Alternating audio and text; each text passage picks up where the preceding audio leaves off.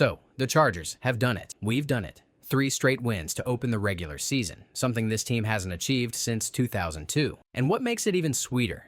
Every single one of those wins came against divisional rivals. That means we're sitting at the top of the AFC West. I expected a win, no doubt.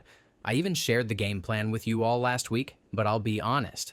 I didn't expect it to wobble the way it did. At one point, it felt like this game could slip. In the end, the Chargers pulled it out, but it wasn't smooth sailing. So, let's dive deep, because this is more than just a victory.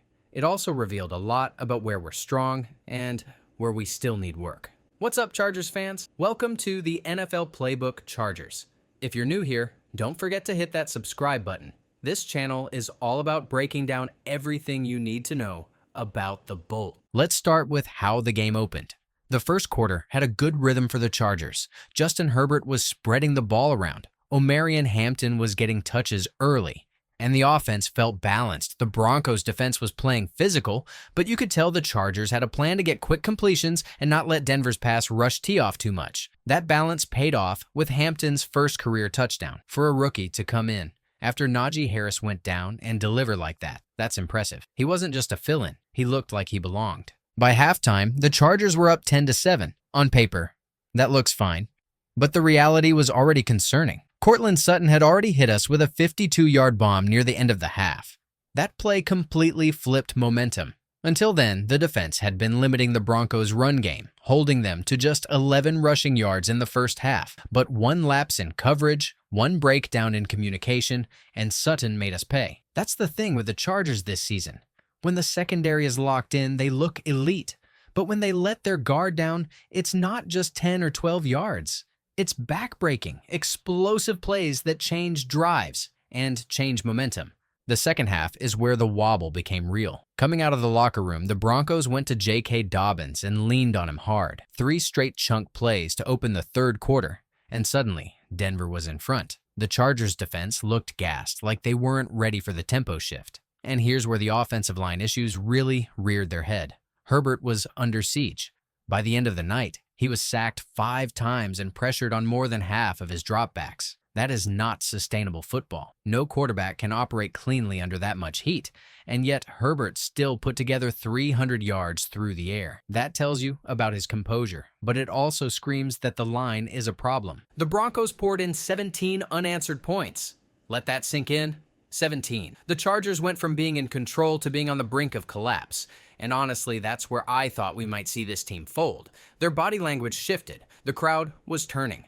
Bo Nix wasn't doing anything spectacular. He ended with just 153 yards, but the Broncos were controlling possession and dictating tempo. For a stretch, Denver was the aggressor, and the Chargers were reacting. That's not the football Jim Harbaugh wants to play. Then came the fourth quarter, and if you want to know why Justin Herbert is different, this was the stretch that showed it. Down by a touchdown, Herbert takes the offense and leads them down the field for a drive that's going to be replayed all season. The highlight, that 20-yard touchdown pass to Keenan Allen. Sidearm while getting hit, threading it past defenders, and Allen doing what Allen does, securing it in traffic. That wasn't just a score, that was a momentum shift. You could feel the air go out of Denver, and you could feel belief come back to the Chargers. But even then, it wasn't smooth. After tying it up, the Chargers had to make one last push. That's where the rookie Oronde Gadsden stepped in. First game active, first real NFL action, and he comes up clutch. 2 tough catches over the middle on the final drive, moving the chains when the pressure was sky high. Think about that. A rookie tight end who was inactive the first 2 games came in cold and delivered in the biggest drive of the night. That's the kind of contribution that builds trust, not just with coaches, but with Herbert. And it was Herbert who praised him after the game, saying he wasn't fazed, just stepped in and made plays. That's huge for this offense moving forward. And of course, it came down to the kicker, Cameron Dicker, cool as ever. Nails a 43-yard field goal as time expired. Ball game. The Chargers won 23-20. It's one of those moments that reminds you that football is a full team sport. Herbert put them in position, Gadsden helped get them there, and Dicker finished the job. Now let's go deeper, because stats always tell part of the story. Quarterback comparison. Herbert threw for 300 yards, 1 touchdown, 1 interception. His passer rating was actually lower than Bo Nix's. But here's the context. Herbert was under constant pressure, sacked 5 times, pressured on over 50% of his dropbacks. Nick's, on the other hand, was kept relatively clean, but he managed just 153 yards. So, while the box score may not scream MVP, the eye test and the context scream Herbert's value. Running backs. This was almost a tale of two halves. Hampton finished with 70 yards on the ground and a touchdown, plus 59 yards receiving. Good workload, but that dual threat ability kept drives alive.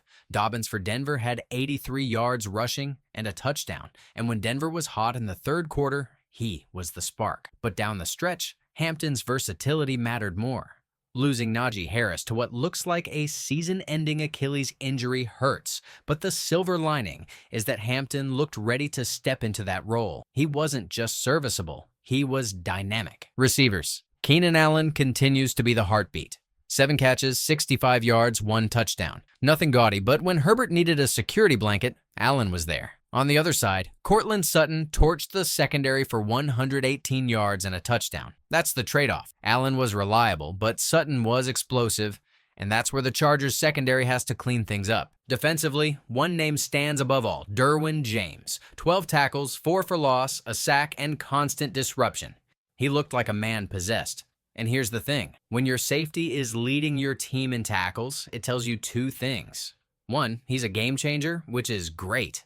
But 2, it means your front 7 isn't finishing plays as consistently as they should. James is playing at a Defensive Player of the Year level right now, but you don't want him carrying that much of the load every week. Now, let's be real about weaknesses.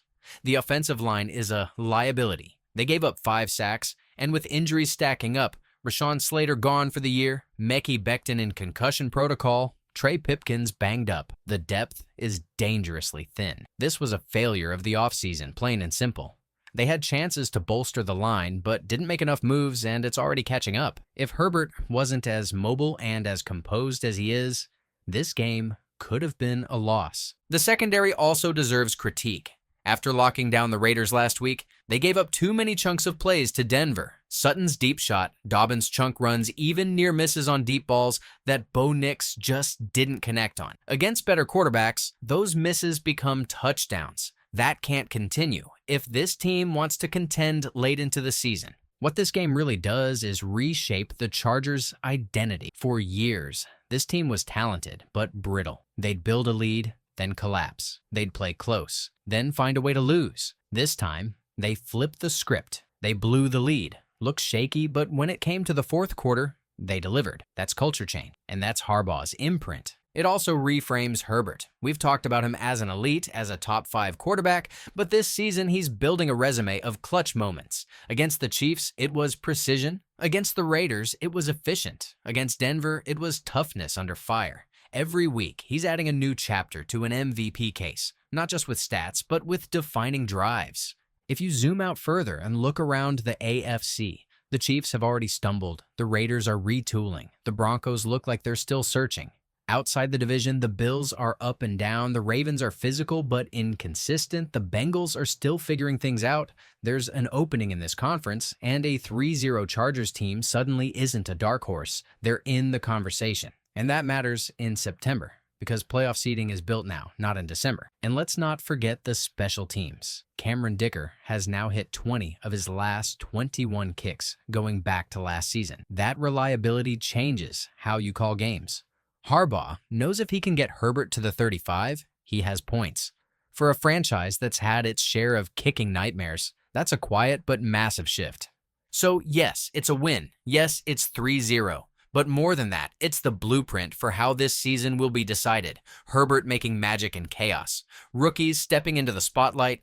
Harbaugh building resilience instead of excuses. And the Chargers, for once, look like a team that can take punches and still be standing in the 12th round.